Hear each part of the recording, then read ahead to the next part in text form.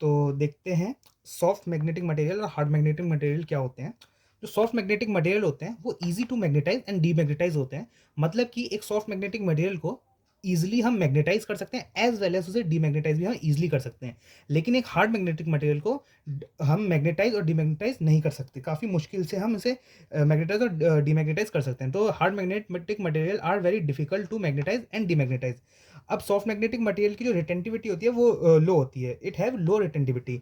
लो retentivity का मतलब ये है कि अगर हम एक बार सॉफ्ट मैग्नेटिक मटेरियल को उसके डाइपोल जो है वो मैग्नेटिक फील्ड लाइन के डायरेक्शन में अलाइन करवा लें, जिससे मतलब उसे मैग्नेटाइज कर लें, फिर उसके बाद जब हम उसके एक्सटर्नल मैग्नेटिक फील्ड को हटा दें, तब जो उसके जो डाइपोल्स होंगे वो वापस से रैंडम पोजीशन में आ जाएंगे। लेकिन सिर्फ कुछ ही कम ही डाइपोल्स होंगे जो मैग्नेटिक फील्ड लाइन के डायरेक्शन में अलाइन होंगे। उसी को हम रिटेंटिविटी कहते हैं। तो इसकी जो रिटेंटिविटी है सॉफ्ट मैग्नेटिक मटेरियल की वो लो होती है, और हार्ड मैग्नेटिक मटेरियल की रिटेंटिविटी है जो वो ज़्यादा होती है।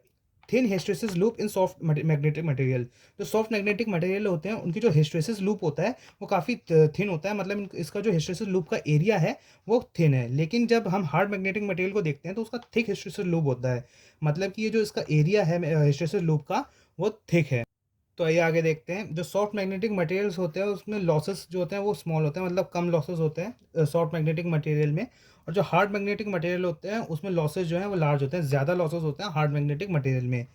इसके एप्लीकेशन देख लेते हैं। Soft magnetic material is use in transformer core. जो सॉफ्ट मैग्नेटिक मटेरियल है वो ट्रांसफार्मर के कोर बनाने में यूज होता है because of low hysteresis losses. क्यों इसको यूज क्यों करता है सॉफ्ट मैग्नेटिक मटेरियल को ट्रांसफार्मर कोर बनाने के लिए? क्योंकि इसके जो हिस्टैरिसीस लॉसेस होता है वो काफ़ी कम होता है। वहीं पे जो हार्ड मैग्नेटिक मटेरियल है वो it is used in making of permanent magnets. जो हार्ड मैग्नेटिक मटेरियल है वो परमानेंट मैग्नेट बनाने में यूज़ होता है। इसे हम परमानेंट मैग्नेट बनाने में इसलिए यूज़ करते हैं क्योंकि जो इसकी रिटेंटिविटी है वो काफ़ी हाई होती है। It is use in making of permanent magnet because of high retentivity. Thank you.